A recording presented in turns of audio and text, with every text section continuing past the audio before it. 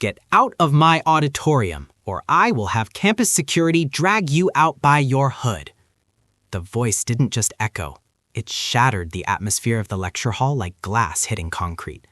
300 heads snapped forward, eyes wide, breath held, waiting for the violence that always seems to hover around these moments. Professor Sterling stood at the podium, his face a mask of refined academic disgust, pointing a trembling finger at the back row. He wasn't looking at a disruption. He wasn't looking at a failure. He was looking at Marcus Vance. Marcus, who hadn't said a word. Marcus, who had simply opened his notebook. But in Sterling's class, existence was an offense if you didn't look like the portrait of the founders hanging in the hallway. The silence that followed was heavy, suffocating, the kind of silence that screams louder than any shout. Marcus didn't flinch. He didn't shrink. He just sat there, a statue of calm amidst a storm of prejudice. He was used to this. He was the ghost in plain sight. Every student in that room knew the rumors about Sterling's Engineering 404 class.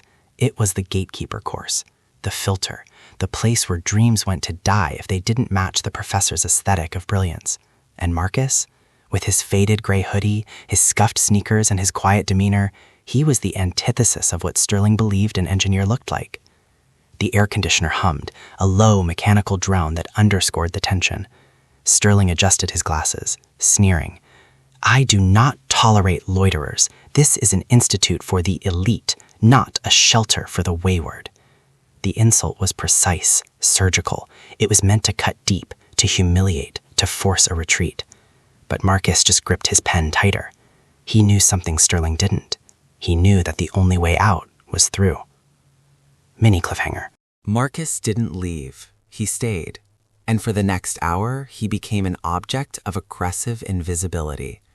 Sterling launched into a lecture on thermodynamics and fluid dynamics that was designed to weed out the weak. He paced the stage like a predator, throwing out questions that were less about inquiry and more about establishing dominance. "Can anyone tell me the coefficient of friction in a vacuum-sealed environment under variable pressure?" Sterling barked, his eyes scanning the room. Marcus knew the answer. He didn't just know it, he felt it. The math danced in his head, a symphony of logic that made sense in a world that didn't. He raised his hand. It was a steady motion, confident. Sterling's gaze swept across the room, passing over Marcus as if he were made of glass. "No one?" Disappointing. Standards must be maintained, and clearly this cohort is lacking. He looked right through Marcus, his eyes fixing on a student 3 rows back who was frantically flipping through a textbook. Marcus lowered his hand slowly. It wasn't a defeat, it was data collection. He was learning the parameters of the simulation. This wasn't a classroom, it was a battlefield. The other students shifted uncomfortably, glancing at Marcus with a mixture of pity and relief. Relief that the predator's gaze wasn't on them. Marcus looked down at his notebook.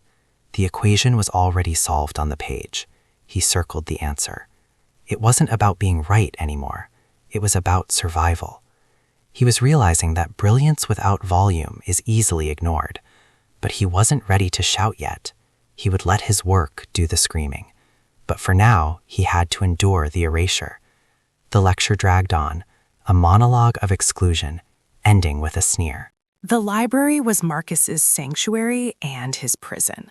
While his peers were out at mixers, networking with alumni, or sleeping, Marcus was building a fortress of knowledge. It was 2 a.m. The hum of the fluorescent lights was the only company he kept. He had to work twice as hard to get half the credit. A cliché, yes, but a cliché because it was a mathematical certainty in his life. He was coding a simulation for the final project, a project Sterling hadn't even assigned yet, but Marcus knew he needed a head start. He needed something undeniable.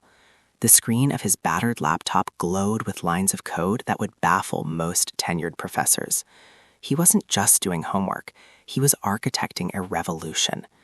His eyes were red-rimmed, his back ached, but his mind was sharp, a razor honing itself against the stone of adversity. He paused, looking at the empty chair across from him. He wished he had a study group. He wished he had a mentor.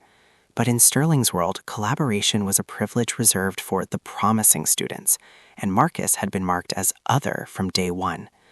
He took a sip of lukewarm water. The isolation was physical. It settled in his bones like a chill. But then he remembered his mother's voice whispering in the back of his mind. They can lock the doors, baby, but they can't lock your mind. He typed faster. The keys clocked like gunfire in the silent library. He was building a bridge over the chasm they dug for him. He was a ghost in plain sight, haunting the library with excellence they refused to acknowledge. Mini cliffhanger. Office hours, the holy grail of academic advancement, the time when mentorship happens, when references are secured, when careers are born. Marcus stood in line for 45 minutes, clutching his portfolio. He had questions about the midterm verify errors he was sure didn't exist. He watched student after student enter Sterling's office. He heard laughter. He heard the clinking of teacups. He heard the warmth of acceptance. When it was finally his turn, he stepped forward, his heart pounding a rhythm of hope and dread. The secretary, Mrs. Gable, stood up abruptly. She held a clipboard like a shield. "I'm sorry, Mr. Vance," she said, her voice dropping to a whisper. "The professor is finished for the day." Marcus looked past her. He could see Sterling's silhouette through the frosted glass. He was clearly still in there. "He has another 20 minutes posted on the syllabus," Marcus said, his voice steady but tight. "I just need 5. Mrs. Gable looked down, unable to meet his eyes. "He said he's done. Please, Marcus, don't make a scene. Standards must be maintained, and the schedule is rigid." She was lying. She knew it. He knew it. The injustice wasn't loud this time. It was soft, bureaucratic, wrapped in a polite dismissal. It was the soft bigotry of closed doors. Marcus stared at the door handle, just feet away. He could barge in. He could demand to be heard. But he knew how that story ended. An angry black man in a professor's office? Security would be there in seconds. He nodded slowly, the bitterness coating his tongue. "Right," he said. "Rigid." He turned around, the rejection burning hotter than the anger. The day of group assignments was a ritual humiliation. Sterling enjoyed this. He played matchmaker with the students' futures, pairing the bright stars with the wealthy connections, creating dynasties in real time. Group A, Thompson, Miller, Brace. Group B, Sang, Kowalski, Peters. The names rolled off his tongue with relish. Groups formed, desks were pushed together, alliances were forged. Marcus sat alone in the back, his pen hovering over his notebook. He waited and waited. Finally, the list was done. Everyone was paired up, except Marcus. Sterling looked up, feigning surprise. "Oh, Mr. Vance, it appears you are the odd integer out, again." A ripple of laughter went through the front row, the sycophants. Sterling smirked. "Well, numbers don't lie, son. People do. But the math says we have an uneven distribution. You'll have to work alone, or drop the class. I recommend the latter. It would save us all a lot of time." The cruelty was breathtaking. In a project explicitly designed for teams of 4, a project requiring coding, hardware assembly, data analysis, and presentation, Marcus was being told to do the work of 4 men or quit. The unfairness was a physical weight pressing down on his chest. But Sterling had made a tactical error. He thought isolation would break Marcus.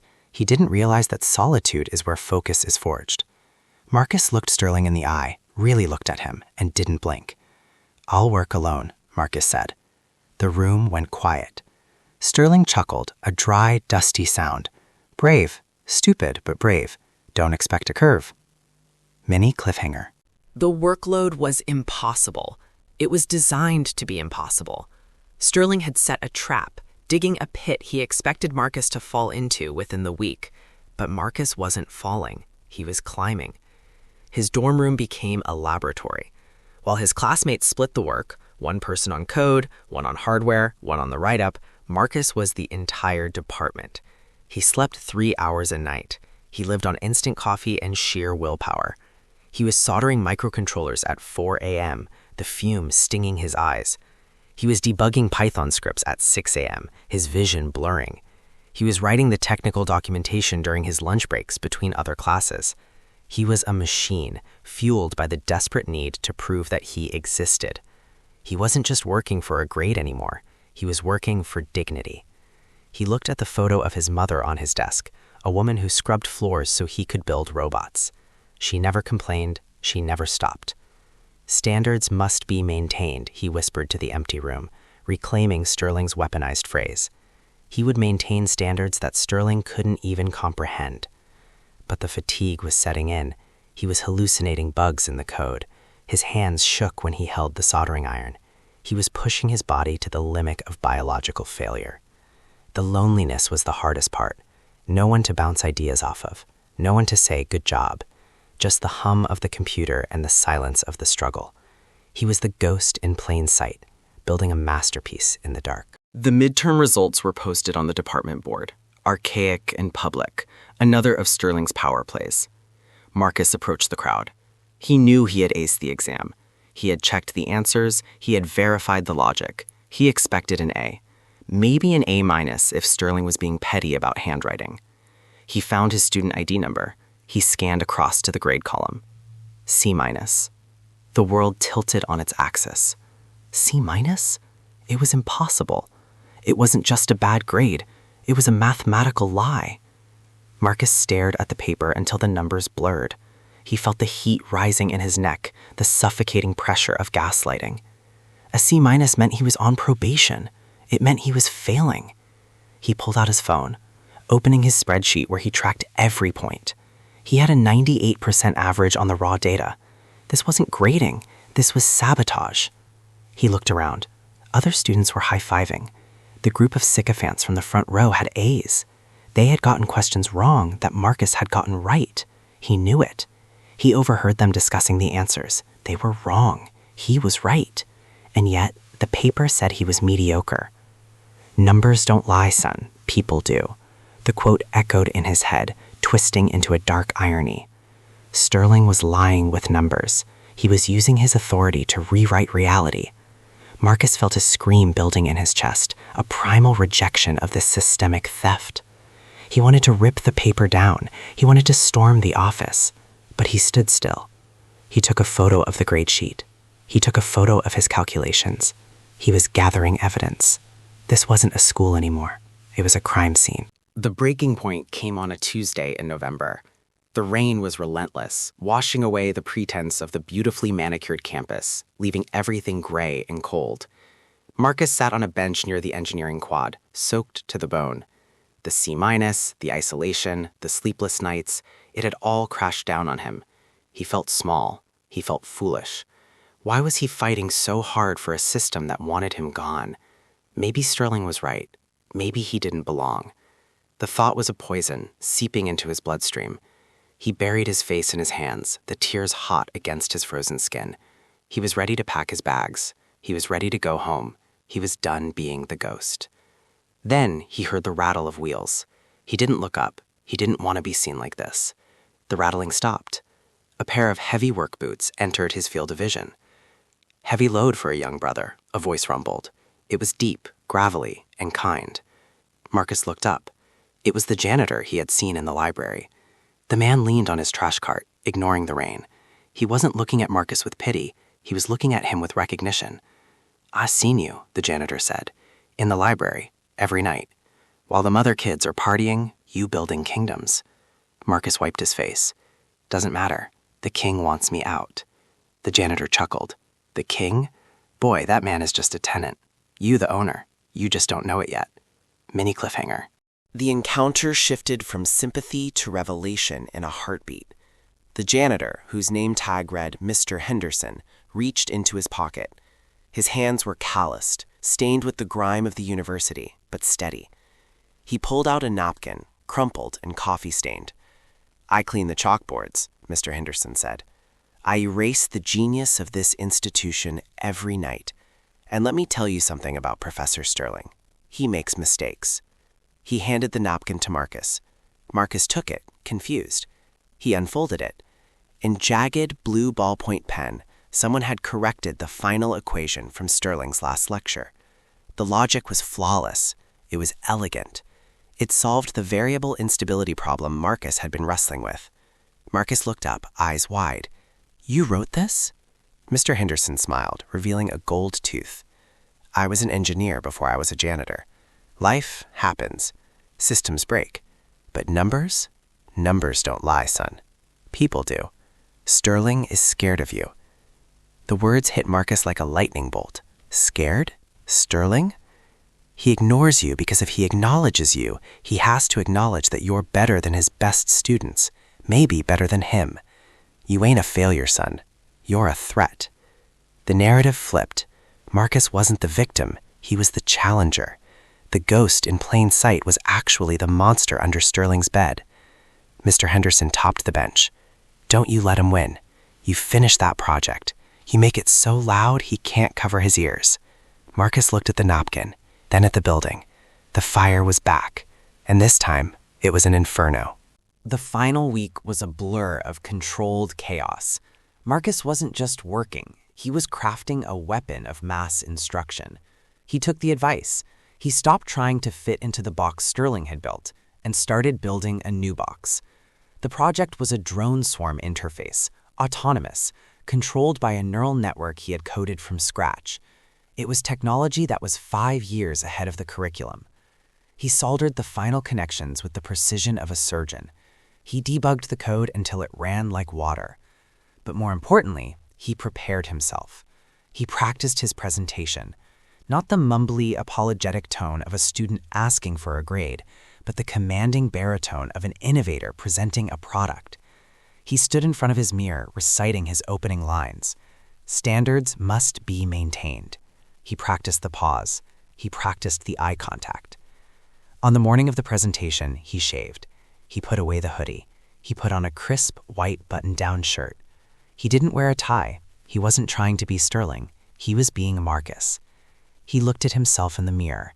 The tired eyes were gone, replaced by a gaze of steely determination.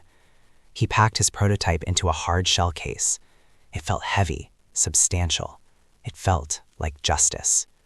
He walked to the lecture hall, and for the first time all semester, he didn't walk near the walls.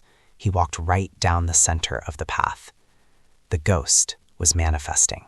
The lecture hall was buzzing. This was the main event, final presentations. The air was thick with anxiety and cheap cologne. But there was a surprise. Dean Reynolds was sitting in the front row. The dean rarely attended these, but rumors of the exceptional cohort had drawn him in. Sterling was preening, practically glowing with self-importance. He adjusted the microphone.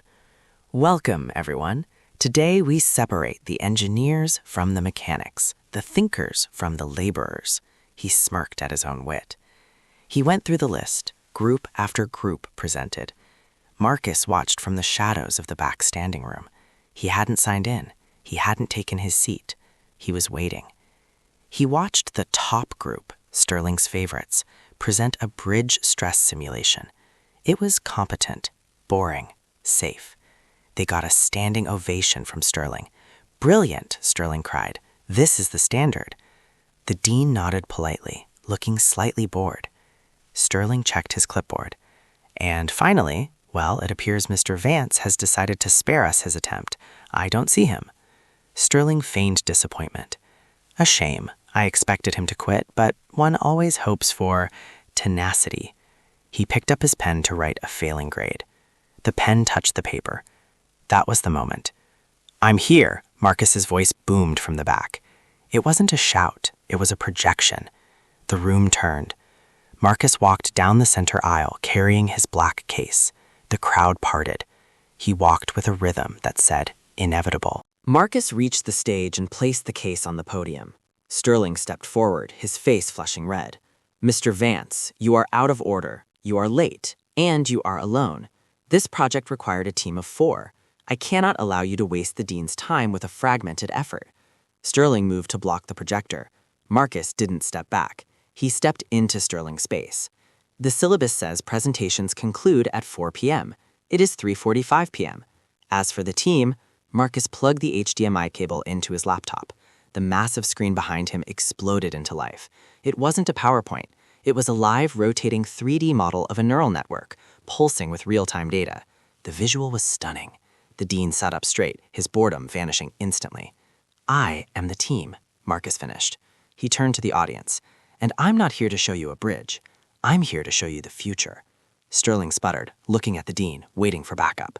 But the dean waved his hand, silencing Sterling. "Let the boy speak, Arthur," the dean said quietly. Sterling froze. His authority had just been overridden. He retreated to the side, crossing his arms, his eyes narrowing into slits of pure malice. He was praying for a failure. He was praying for a crash. But Marcus was already typing. The code scrolled on the screen. Elegant, fast, bug-free. The show had begun.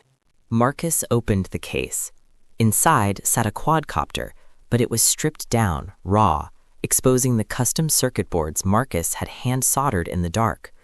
The assignment was to build a system that responds to environmental variables, Marcus said, his voice calm, commanding the room.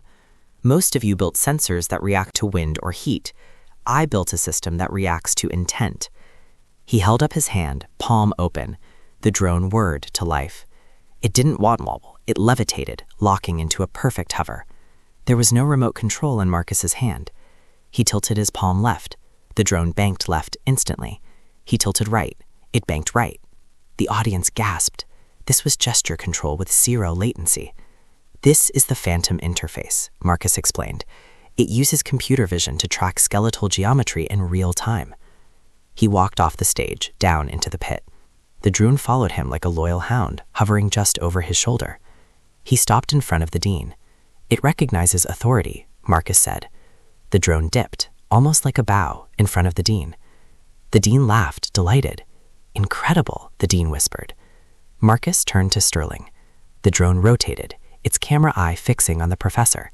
The LED on the drone turned from green to red. "And it detects hostility," Marcus said.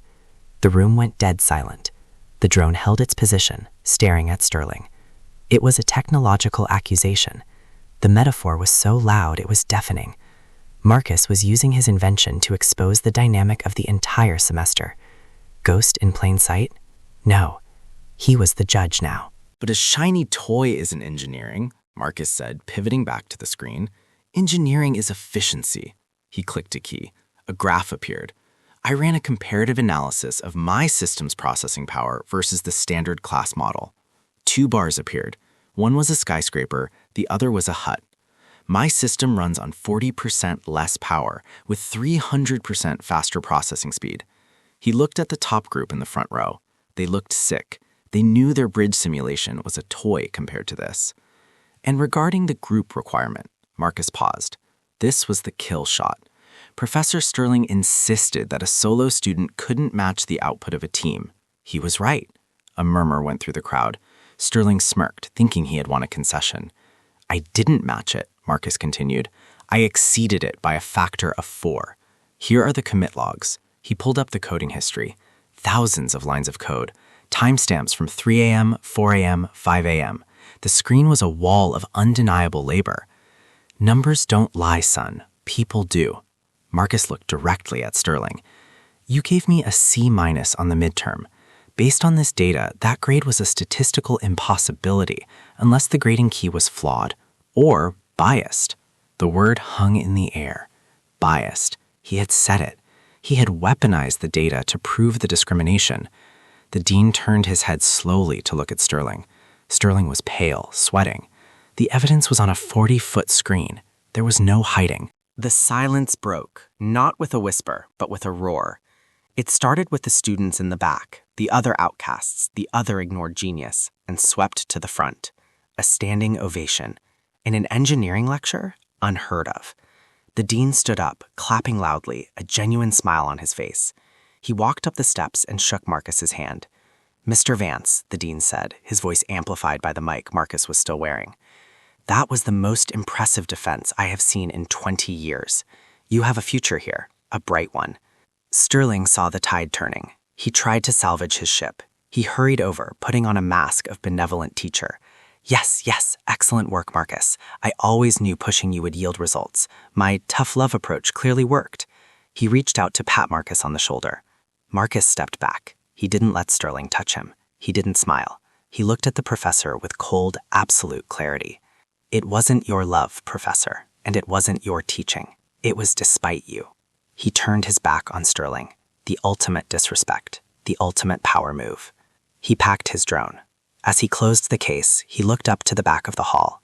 In the doorway, leaning on his broom, was Mr. Henderson. The janitor tipped his cap, a silent salute between kings. Marcus nodded. He had maintained the standards. He had broken the curve. He had won. Marcus walked out of the lecture hall and into the sunlight. The rain had stopped. The campus looked different now. It didn't look like a fortress he was trying to breach. It looked like a landscape he had conquered. He checked his phone. An email from the dean. Meeting regarding your research grant, Monday morning. The C- would be gone. The record would be corrected. But Marcus knew the real victory wasn't the grade. It was the knowledge that he could face the institutional giant and bring it to its knees with nothing but hard work and a soldering iron. He wasn't the ghost anymore. He was the undeniable reality. He took a deep breath, filling his lungs with the air of freedom. The system was rigged, yes. The Sterlings of the world would always be there, gatekeeping, frowning, pointing their fingers. But they had a weakness. They underestimated the quiet ones. They underestimated the ones who work in the dark. Marcus Vance had proven that you don't need permission to be great. You just need to be so good they can't ignore you. He looked directly into the camera, his eyes burning with the fire of a survivor. Subscribe to Silent Genius Stories, because justice isn't given, it's taken.